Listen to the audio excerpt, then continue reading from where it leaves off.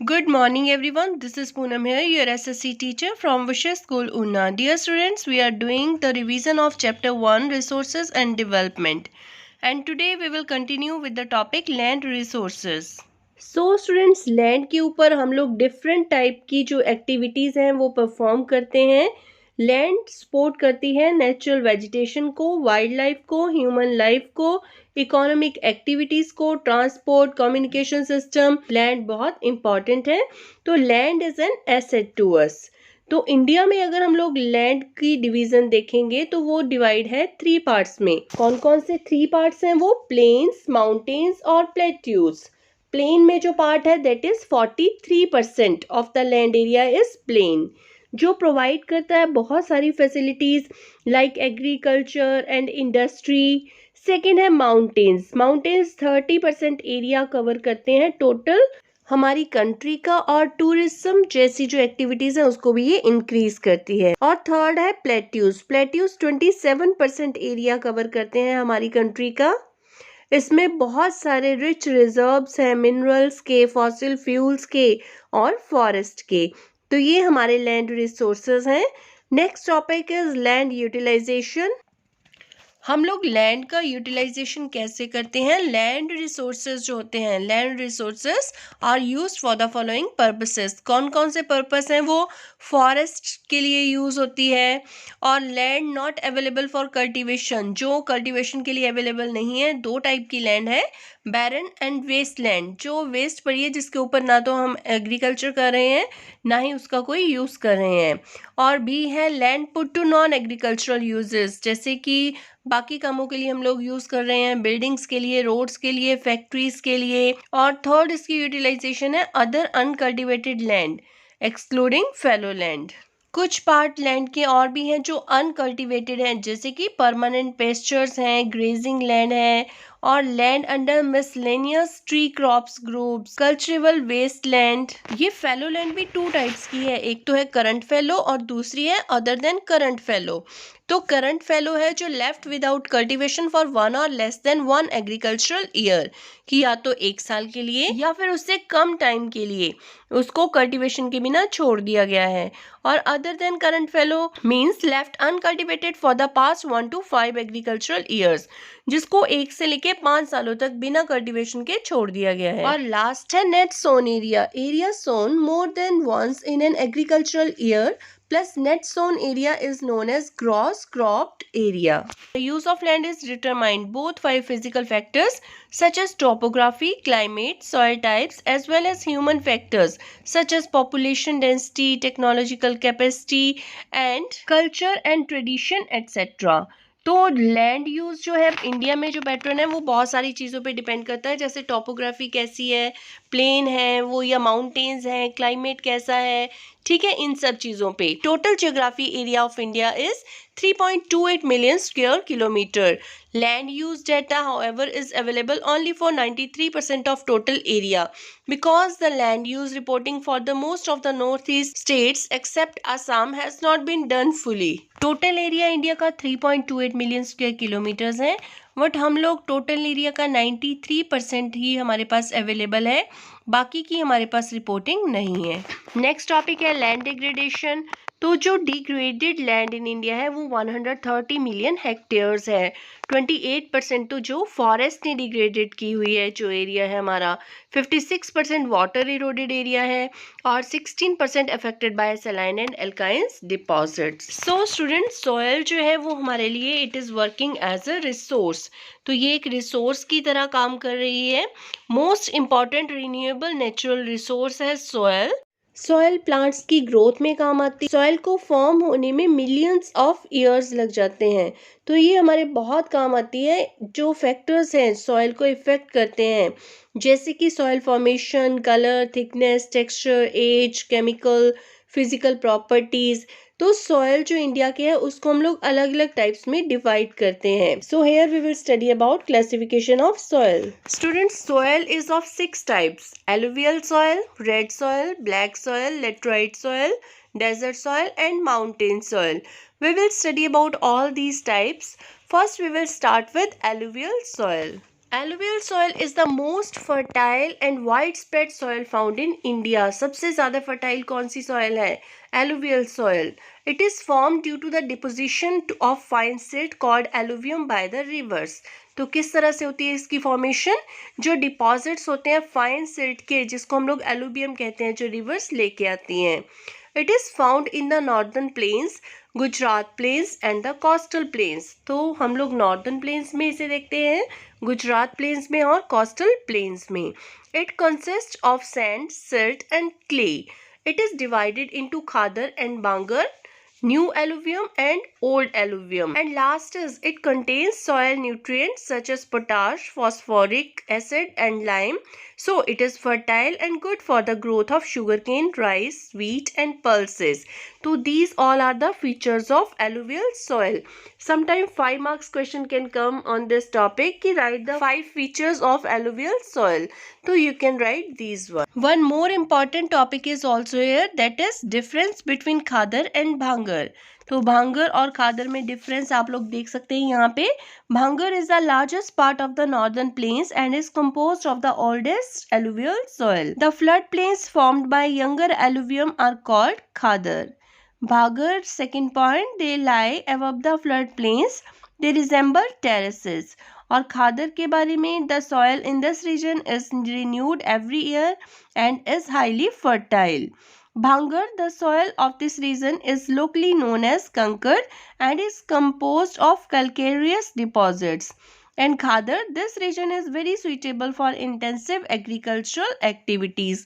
तो खादर जो है वो बहुत ज़्यादा फर्टाइल होती है और उसके साथ साथ हमारी जो एग्रीकल्चर है उसके लिए भी बहुत अच्छी होती है. So students, in this image you can see black soil. तो now we will study about black soil, also known as regur soil. black soil को रेगूर soil भी कहते हैं. रेगूर means cotton, means best soil for cotton cultivation. Regur soil इसलिए बोलते हैं क्योंकि रेगूर means cotton और यहाँ पे कॉटन की कल्टीवेशन बहुत अच्छी होती है. Most of the Deccan is occupied by black soil. तो डेक्कन प्लेट्यू जो है वहाँ पे मैक्सिमम जो है वो ब्लैक सॉइल है. हाई वाटर रिटेनिंग कैपेसिटी है इसकी. Soil is sticky when wet and shrink when dried. Sticky है जब ये गीली होती है और श्रिंक कर जाती है जब ये सूखती है. Self ploughing is a characteristic of the black soil as it develops white cracks when dried. तो सेल्फ प्लोइंग करनी पड़ती है क्योंकि इस पे बहुत बड़े बड़े क्रैक्स पड़ जाते हैं जब ये सूख जाती है. Rich in iron, lime, calcium, potassium, aluminium and magnesium. Deficient in nitrogen, phosphorus and organic matter. Colour इसका डीप ब्लैक से लाइट ब्लैक होता है और it is mainly found in the Deccan trap regions of Maharashtra, Gujarat, Madhya Pradesh and Chhattisgarh. So here you can see red soil. Red soil develops on crystalline igneous rocks जहाँ पे कम rainfall होता है ईस्टर्न और southern part of the Deccan plateau. तो red and yellow soil is seen mainly in low rainfall area जहाँ पे कम रेनफॉल होती है. पोरस फ्राइबल स्ट्रक्चर है इसका. Absence of lime, conquered, impure calcium carbonate होती है ये. Deficient in lime, phosphate, manganese, nitrogen, humus and potash. Color है red color due to diffusion of iron in crystalline and metamorphic rocks.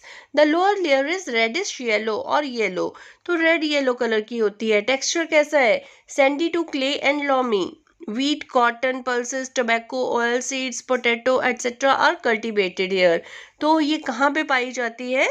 Mainly it is found in Tamil Nadu, Karnataka, Andhra Pradesh, Orissa, Chhattisgarh and Jharkhand. In this image you can see laterite soil. So now we will study about laterite soil.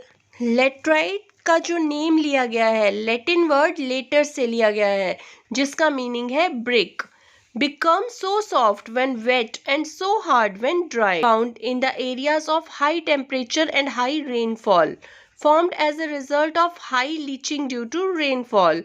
Organic matters of the soil will be removed fast by the bacteria as it is high temperature and humus will be taken quickly by the trees and other plants. Rich किसमें है? Iron and aluminium and deficient in nitrogen, potassium, lime, humus. Color कैसा है? Red color due to iron oxide.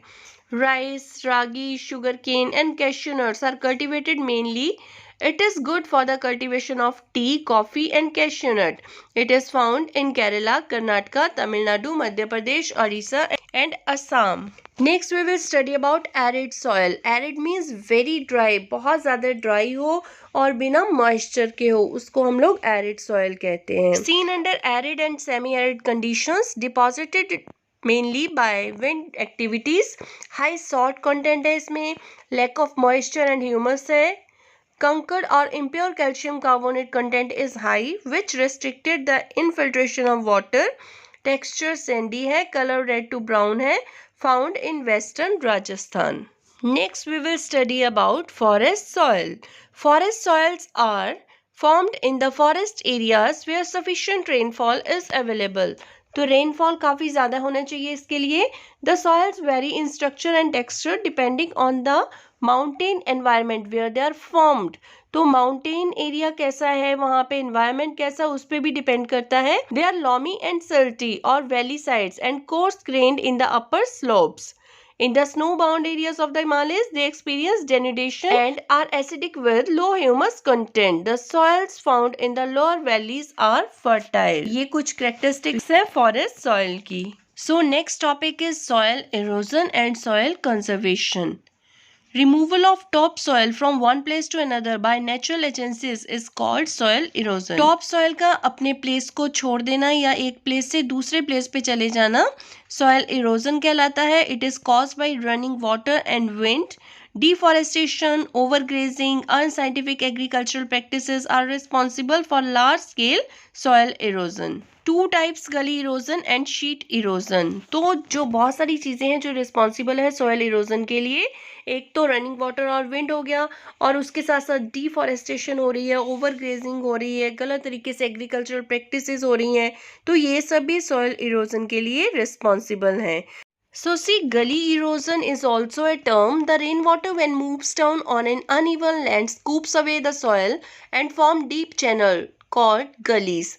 This type of erosion is called gully erosion. तो rain water जब बहता है तो अपने साथ वो सॉइल को बहा के ले जाता है और डीप चैनल्स बना देता है. वो पैसेज काफ़ी डीप होते हैं और इसको गली इरोजन कहते हैं. A land which is broken into many small parts by the gullies is called bad land.